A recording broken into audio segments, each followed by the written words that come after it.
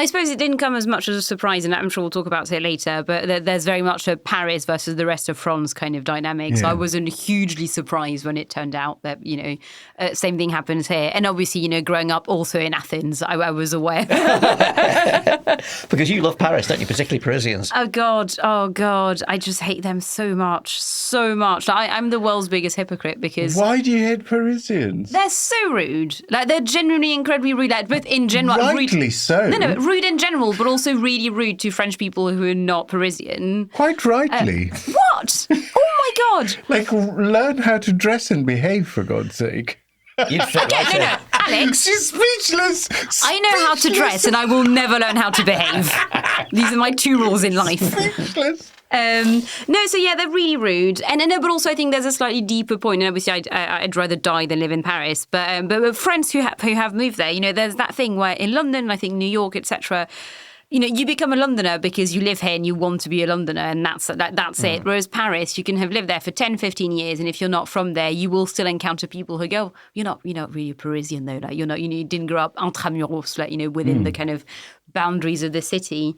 No, and I don't know. Yeah, and I do dislike as well the general, Parisian like way of dressing and way of everything. It's really stifling and really conservative, and and again in a way that we don't really have in the rest of France, or at least not where I come from in lovely Nantes. There we go. Well, screw those guys. Alex, you came to London wanting to come to London. Were you aware that the rest of the country hates us? Ditto. There is a similar thing in Greece of, everyone resenting metropolitan Athenians, even though, as far as I can see, pretty much everyone has either a small flat in Athens and mainly lives outside, or mainly lives in Athens and has a small summer flat somewhere else. So a lot of people share their time between the capital and not in Greece. But yeah, I mean, that thing is there, but it never held any issue for me, because to me, I think to anyone with